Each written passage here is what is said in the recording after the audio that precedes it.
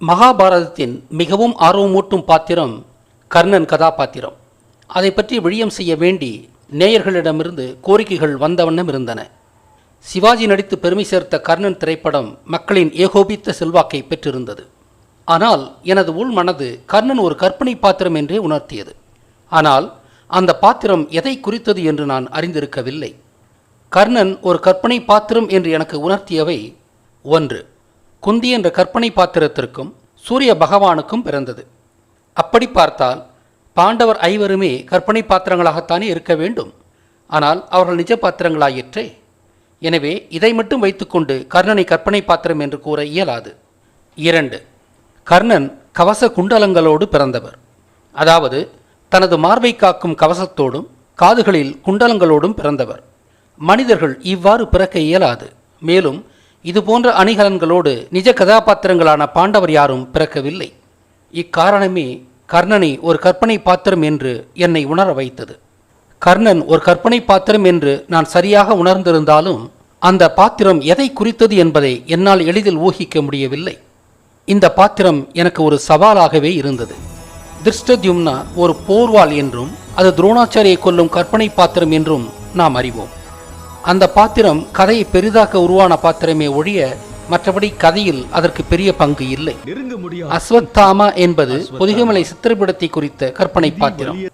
இது 2 விதமான திட்டங்களுடன் உருவாக்கப்பட்ட பாத்திரம். சித்திரப்படங்களை இழிவுபடுத்துவது ஒரு திட்டம். இன்னொன்று, மகாபாரத போரின் உச்சக்கட்டத்தில் சகுனி இந்த சித்திரப்படத்தில் இருந்த சித்தர்களை கொன்றான் என்ற செய்தியை மறைமுகமாக பதிவு செய்யும் திட்டம். 5 பாண்டவர்களுக்கும் சொந்தமான விவசாய நிலத்தை குறித்த திரௌபதியும் ஒரு முதன்மையான கற்பனை பாத்திரம். இவை போல கதை முழுதும் எண்ணற்ற கற்பனை பாத்திரங்கள் 3 விதமான திட்டங்களோடு உருவாக்கப்பட்டன. அவை: 1. கதையை பெரிதாக்க மட்டும் செருகப்பட்டவை. 2. உண்மை வரலாற்றை திரிக்க உதவும் கருவிகளாக செருகப்பட்டவை. 3. சில உண்மை செய்திகளை மறைமுகமாக பதிய செருகப்பட்டவை. ஆக கர்ணன் பாத்திரம் எதை குறித்தது என்பதை கண்டறிய வேண்டும். மகாபாரத பாத்திரங்களிலேயே கர்ணன் பாத்திரம் மட்டுமே எனது மதியூகத்திற்கு மாபெரும் சவாலாக இருந்தது. இந்த பாத்திரத்தை கட்டுடைக்க இதை பற்றிய செய்திகளையும் இதன் குணங்களையும் முதலில் பட்டியலிட்டேன். அவையாவன: 1. கர்ணன் தன்னிச்சையாகவே துரியோதனன் குழுமத்தில் சேர்கிறான். 2. இவர் குந்தியின் மைந்தரும் பாண்டவர்களின் மூத்தவரும் ஆவார். 3. ஆற்றில் மிதந்து வந்த பெட்டியில் கண்டெடுக்கப்பட்டவர். 4. இவர் அர்ஜுனனின் எதிரி. தானும் குந்தியின் மைந்தனே என்று அறிந்த பிறகும் பாண்டவர்கள் ஏனையோரை தவிர்த்து அர்ஜுனனை கொன்றே தீருவேன் என்று சூளுரைத்தவர். 5. சுயம்வர போட்டியில் கர்ணன் கலந்து கொள்ளக்கூடாது என்று திரௌபதி தடுத்து விடுகிறாள். கர்ணனும் திரௌபதியை துரியோதனன் அளவுக்கே வெறுக்கிறான். 6. திரௌபதி துகில் உரிப்பை கர்ணன் ஆதரிக்கிறான். 7. கௌரவர்களோடு சேர்ந்து கொண்டு அபிமன்யுவை கொல்கிறான். 8. திக்விஜயம் சென்று பல தேசங்களை வெல்கிறான். 9. நாக அஸ்திரத்தை கர்ணனே பாவிக்கிறான். நாக அஸ்திரத்தை துரோணர், பீஷ்மர், துரியோதனன், கிருபாச்சாரி, அஸ்வத்தாமா என்று யார் வேண்டுமானாலும் பாவித்திருக்க முடியும். ஆனால் கர்ணனை பாவிக்க வைத்ததன் காரணம் என்ன? 10. கர்ணன் ஒரு கொடையாளி. அவன் தனது உடைமைகளை எல்லாம் வேண்டுவோருக்கு கொடுத்து விடுவான். அவனது பெயரே இந்த குணாசியத்தை வைத்து இடப்பட்ட பெயர். கரம் என்றால் கை, கரணன் என்றால் கைகளை உடையவன் என்று பொருள். கை என்பது கொடையை குறித்த சொல். கைகளை கொண்டவன் என்ற பொருள் கொண்ட கரணன் என்ற சொல்லே கர்ணன் என்று மருவியது. 11. கர்ணன் ஒரு பெரும் போராளி. 12. கர்ணன் சூரிய கடவுளின் மகன். 13. கர்ணன் கவச குண்டலங்களோடு பிறந்தவன். இத்துணை விதமான பல்குணங்களை கொண்ட கர்ணன் பாத்திரத்தை பற்றி எந்த ஒரு முடிவுக்கும் வர முடியவில்லை. இவர் கவசத்தோடு பிறந்தவர் என்பதால் வாளை குறித்து நிற்கும் திருஷ்டத்யும்னாவைப் போல இவர் ஏன் கேடயத்தை குறித்த பாத்திரமாக உருவகப்படுத்தப்பட்டிருக்க கூடாது? ஆனால் கேடயம் ஒரு கொடையாளியாக இருக்க முடியாதல்லவா? அதனால் இவர் கேடயமாக இருக்க வாய்ப்பில்லை. அதோடு அல்லாமல் அவர் குண்டலங்களோடும் பிறந்தவர். அந்த குண்டலங்கள் என்னவென்று நமக்கு விளங்கவில்லை. எனவே மேற்குறிப்பிட்ட அனைத்து குணங்களையும் கொண்ட எந்த ஒரு பௌதீக பொருளையும் கர்ணன் என்று எளிதில் இனங்காண இயலவில்லை. சமஸ்கிருத மகாபாரத கதையை மட்டும் கொண்டு கர்ணனை பற்றி எந்த ஒரு ஏற்கக்கூடிய முடிவுக்கும் வர முடியாததால் நாம் ஏற்கனவே நிறுவியிருக்கும் உண்மையான போர்ச்சூழலை கொண்டு இந்த பாத்திரம் என்னவாக இருக்கும் என்று ஊகிக்க விழைந்தேன். அந்த வரலாற்றுச் சூழலை சற்று மீண்டும் நினைவூற்றுகிறேன். தென் தமிழகத்தின் கிழக்கிலுள்ள தாமிரபரணி டெல்டா பகுதியில் மல்லர்கள் வாழ்ந்தனர். அவர்களே பாண்டியர் என்று அழைக்கப்பட்டனர். அவர்கள் காடுகளை கொளுத்தி அவற்றை விவசாய நிலங்களாக மாற்றிக் கொண்டிருந்தனர். இயற்கையை நேசித்து இயற்கையோடு ஒன்றி வாழ்ந்த மேற்கு தொடர்ச்சி மலைக்குறவர்கள் இதை கடுமையாக எதிர்த்தனர். இந்த இரண்டு பகுதிகளுக்கும் இடையில் இருந்த மொத்த நிலமும் காடாக இருந்தது. அங்கே ஆடு மாடுகள் மேய்த்து வாழ்ந்த இடையர்கள் வாழ்ந்தனர். இதில் ஆடு மேய்த்தவர்கள் கோணார்கள் என்று அழைக்கப்பட்டனர். மாடு மேய்த்தவர்கள் ஆயர்கள் என்று அழைக்கப்பட்டனர். ஆயர்களிடம் காளைகள் இருந்ததால் தாங்களும் விவசாயத்தில் ஈடுபட முடியும் என்பதால் பாண்டியர்களை ஆதரித்தனர். காளைகளை வைத்துத்தானே விவசாயம் மேற்கொள்ள முடியும். விவசாயத்தின் மூலமாக மாடுகளுக்கு தீவனமும் தயாராவதால் விவசாயத்தை மேற்கொள்வதில் ஆயர்களுக்கு எந்த தடையும் இல்லை. எனவே விவசாயத்தை மேற்கொள்வதில் ஆயர்களுக்கு அனுகூலமே மிகுந்திருந்தது. அதே சமயம் விவசாயத்தின் பெருக்கத்தால் கோணர்களுக்கு எந்த ஆதாயமும் இல்லை. ஆடுகளை விவசாயத்தில் பயன்படுத்த இயலாது. விவசாயம் உருவாக்கும் தீவனமும் பெரும்பாலும் ஆடுகளுக்கு பயன்படாது. அவை பெரும்பாலும் புதர்களையும் மர இலைகளையும் மட்டுமே உட்கொள்கின்றன. அதே சமயம் விவசாய பெருக்கத்தால் வனப்பகுதி கடுமையாக குறைவதால் தங்களது ஆடுகளை மேய்க்கும் வெளியும் கடுமையாக குறைகின்றது. எனவே கோணார்கள் பெரும் விசனத்திற்குள்ளானார்கள். எனவே கோணார்கள் காடுகளை அழித்து விவசாயம் செய்வதை கடுமையாக எதிர்த்தனர். ஆயர்கள் வெளிப்பார்வைக்கு நடுநிலை வகித்தாலும் உண்மையில் பாண்டியர்களையே ஆதரித்தனர். ஆனால் கோணார்கள் பாண்டியர்களை எதிர்க்கும் கௌரவர் அணியில் தாமே வலியச் சென்று வெளிப்படையாக சேர்ந்தனர். இவ்வாறாகத்தான் இந்த 4 வகையினரும் அணி சேர்ந்தனர். மகாபாரத போரின் உண்மையான பின்புலம் இதுதான். யூத பிராமணர்கள் உண்மையான மகாபாரத வரலாற்றை முற்றாக திரித்து எழுதியிருந்தாலும் மீண்டும் கட்டுடைத்து உண்மை வரலாற்றை அறியும் விதமாக குழுவுக்குறிகளை உள்ளடக்கிய பாத்திரங்களை வடிவமைத்திருந்தனர்.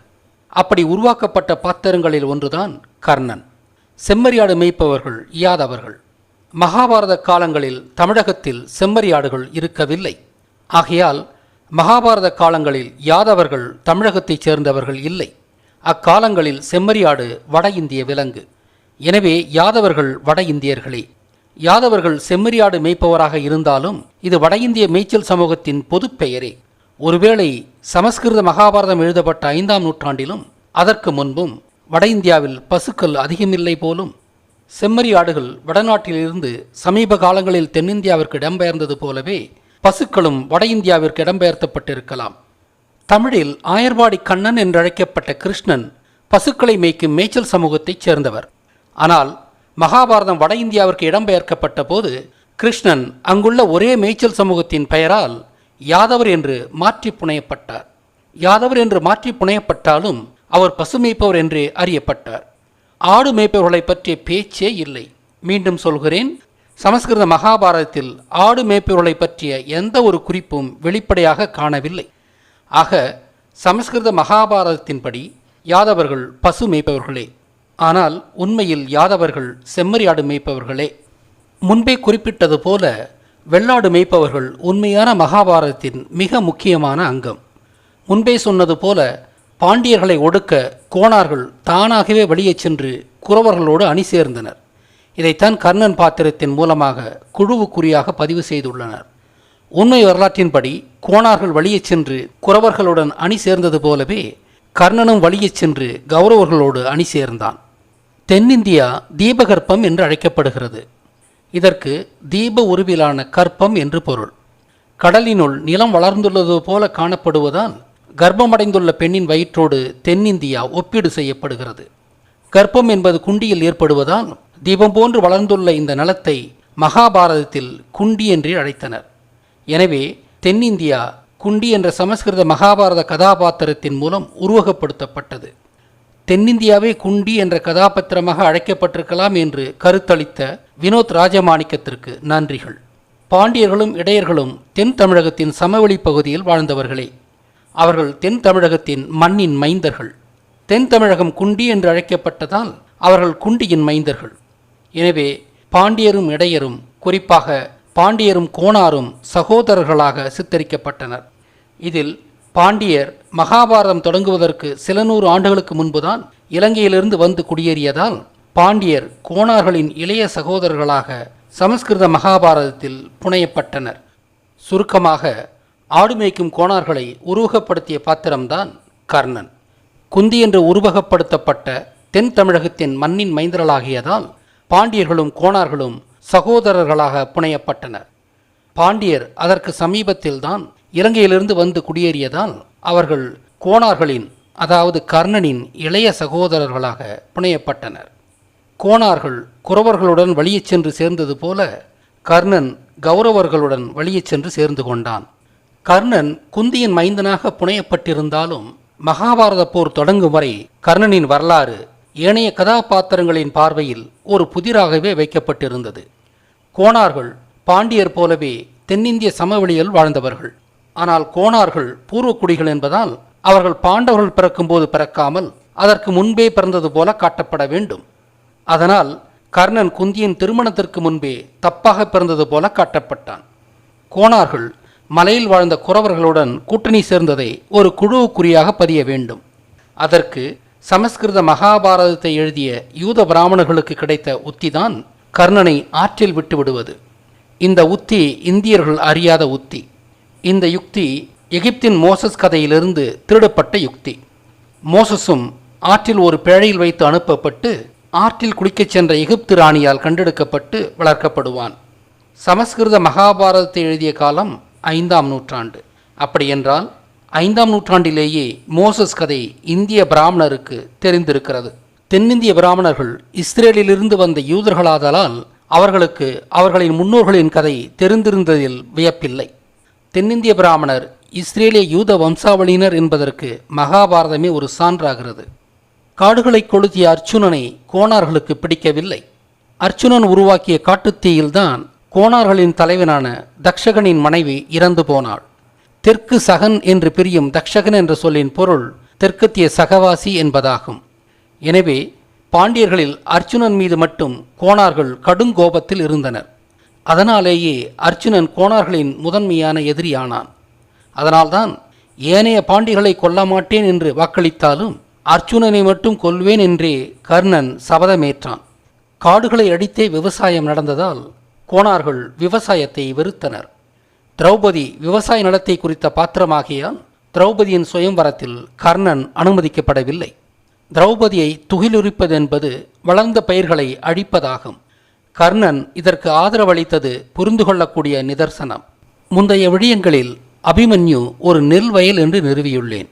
கிருஷ்ணன் அர்ச்சுனனுக்கு கொடுத்த சுபத்ரா என்று அழைக்கப்பட்ட காட்டுப்பகுதியை பயன்படுத்தி அதை ஒரு நெல் விளையும் பூமியாக மாற்றினான் அர்ச்சுனன். அதுவே செழிப்பான மண் என்ற பொருளில் அபிமன்யு என்று உருவகப்படுத்தப்பட்டது. போரின் ஒரு பகுதியாக குரவர்களும் கோணார்களும் சேர்ந்து கொண்டு நெல் வயலை அழித்தனர். இதைத்தான் அபிமன்யுவின் அழிவு என்று காட்டப்பட்டது. கர்ணன் திக்விஜயம் மேற்கொண்டு பல நாடுகளை வென்றான். திக்கு என்றால் திசை என்று பொருள். விஜய் என்றால் வெற்றி என்று பொருள். திக்விஜய் என்றால் கர்ணன் அனைத்து திசைகளிலும் விஜயம் செய்து வெற்றியோடு திரும்பினான் என்றே பொருள். உண்மையில் மேய்ச்சல் சமூகத்தைச் சேர்ந்த கோணார்கள் நாடோடி சமூகம். ஓரிடத்தில் நிலையாக தங்காமல் மொத்த நிலமனைத்தையும் பருவகாலங்களை ஒட்டி வலம் வந்து கொண்டிருப்பார்கள். இந்த நாடோடி வாழ்க்கைதான் கர்ணனின் திக்விஜயமாக புனையப்பட்டது.